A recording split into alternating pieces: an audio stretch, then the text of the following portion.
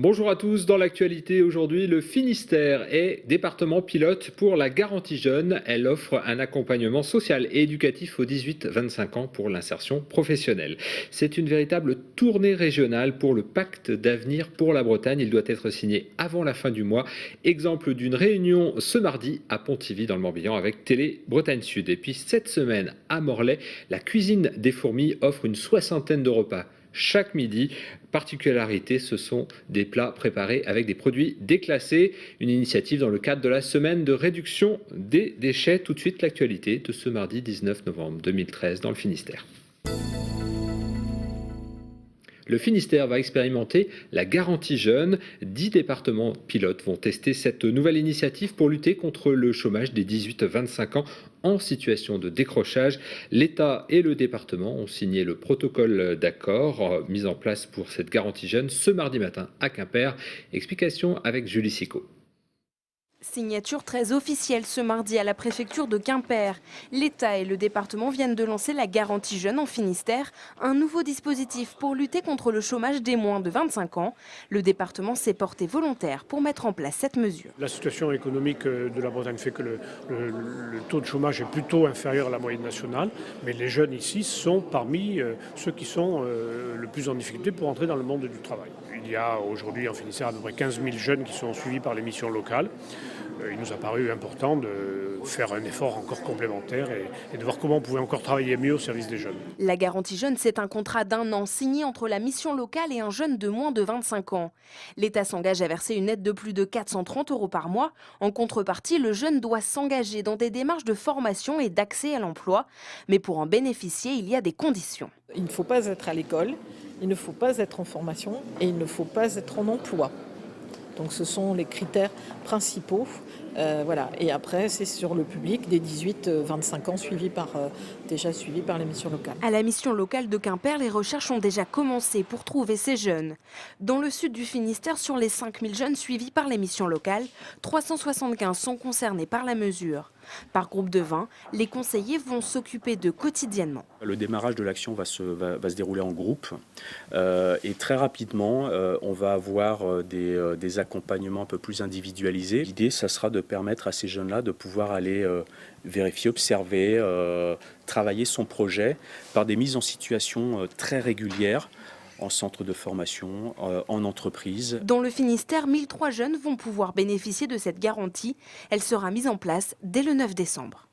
Les pompiers ont manifesté ce mardi matin à Brest et à Quimper. Ils protestent contre le manque de moyens. Une directive européenne limite leur nombre de gardes. Les recrutements prévus pour compenser cette baisse d'activité sont insuffisants selon eux. Les soldats du feu ont distribué des tracts aux passants et ils ont investi, comme vous le voyez, les bureaux de la mairie de Brest. Autre manifestation à Rennes, celle des centres équestres de la région. Ils ont organisé une opération escargot sur la rocade de la ville. Ils protestent contre le relèvement de la TVA de 7 à 20% prévu en janvier prochain. Audrey Helleux de TVRN 35 a suivi cette manifestation. Ils sont venus du Morbihan, des Côtes-d'Armor, de Mayenne et bien sûr d'Ille-et-Vilaine. Tous issus du milieu de l'équitation, ils ont décidé de bloquer la rocade de Rennes ce midi. Direction Saint-Malo. On prend la rocade dans le sens des aiguilles d'une montre. Au cœur de leurs revendications, la hausse de la TVA de 13 points. Dans son budget 2014 actuellement en discussion au Parlement, le gouvernement prévoit en effet de passer la TVA de 7 à 20% pour les sports hippiques. La réforme de trop, selon le président du comité départemental d'équitation. Cette année, il n'a pas trouvé mieux que de mettre de l'école le mercredi matin. Ce qui fait que tous les jeunes qu'on avait le mercredi matin en cours, ils montent plus à cheval. Donc pour une exploitation comme la mienne, c'est 30 cavaliers de moins. Bon, bah ça c'est pareil, on n'a rien dit encore pour l'instant. Toutes ces petites mesures-là, mises bout à bout, bon, ça commence à bien faire. Pour interpeller le gouvernement, une cinquantaine de camions des centres équestres a donc défilé sur la rocade de Rennes à vitesse très réduite. Une opération coup de poing qui a entraîné de nombreux bouchons. La manifestation s'est terminée après 15 heures. Le milieu de l'équitation n'exclut pas de nouvelles actions dans les semaines à venir. Les réunions autour du pacte d'avenir pour la Bretagne se multiplient. Ce pacte doit être signé avant la fin du mois. Jean-Marc Ayrault est engagé. Ce mardi matin, les 21 pays bretons étaient invités à participer à une réunion à Pontivy. Reportage de Céline Lestrat de TB Sud. Déjà plus d'une vingtaine de réunions ont eu lieu partout en Bretagne. Le président de région Pierrick Massiot invitait aujourd'hui les élus des 21 pays bretons et leur conseil de développement à se concerter autour du pacte d'avenir. Il faut aujourd'hui que nous soyons tous, non seulement dans l'instant, mais surtout dans le futur, dans l'avenir. Petit à petit, avec l'ensemble de ces réunions successives, nous touchons, nous l'espérons en tout cas, toutes les couches de la population selon leurs responsabilités. On va essayer de voir comment on peut intégrer dans le texte final une partie de ces suggestions ou une partie de ces contributions. La région mise sur la modernisation et l'innovation grâce à 3 enjeux, des mots d'ordre, la mutualisation, la simplification et la territorialisation. Les pays vont devoir jouer de leurs atouts et définir leurs priorités. Les réponses, les solutions se trouvent au plus proche des citoyens et des concitoyens. Donc il charge aux élus, aux associations, aux chefs d'entreprise, à tous les acteurs de la société civile de se mobiliser pour préparer la Bretagne de demain. L'enjeu, c'est que chaque euro dépensé soit vraiment utile et efficace. Pour le président du syndicat des exploitants agricoles du Morbihan, les fonds financiers débloqués pour l'instant ne sont pas encore satisfaisants.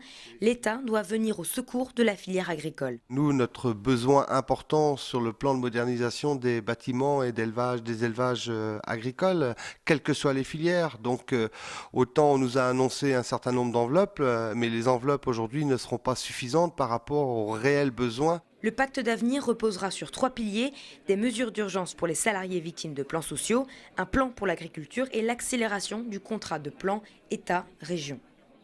Et en parallèle de cette mobilisation pour le pacte d'avenir pour la Bretagne, nous découvrons l'image du jour. C'est l'affiche qui annonce la prochaine manifestation pour l'emploi et contre la pression fiscale organisée par le collectif Vivre, Décider et Travailler en Bretagne. Cet appel fait suite à la manifestation du 2 novembre dernier qui avait eu lieu à Quimper et avait rassemblé plus de 20 000 bonnets rouges. Cette fois, la manif aura lieu à Carhaix.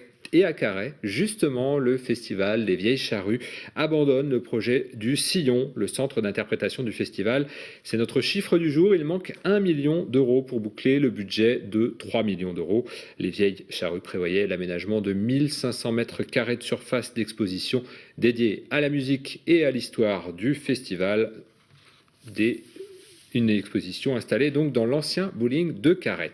Et puis à Morlaix, pour la semaine de réduction des déchets, l'association Graines de Vie organise la cantine des fourmis. Une dizaine de bénévoles se relaient chaque jour pour cuisiner des produits déclassés par les grandes surfaces de la ville. Les plats préparés sont ensuite servis au grand public au prix d'1 euro. Explication avec Pauline Ferco. 150 kilos d'aliments récupérés dans les supermarchés locaux, 150 kilos de bons produits, juste un peu trop mûrs par endroits, dont la date de péremption approche à grands pas.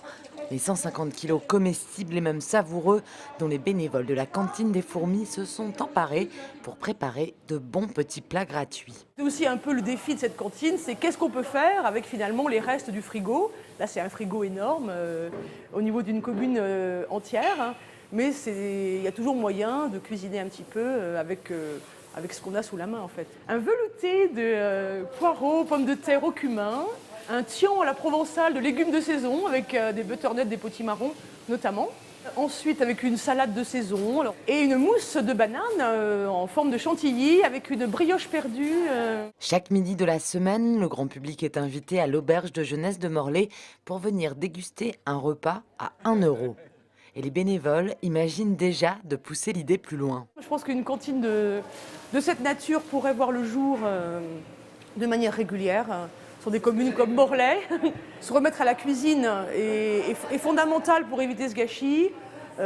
Superposer le recyclage alimentaire des denrées non périmées mais non commercialisables et des ateliers cuisine serait vraiment une bonne juxtaposition pour éviter ce global gâchis. Ce mardi midi, la cantine affichée complet, un succès pour cette belle idée culinaire et solidaire.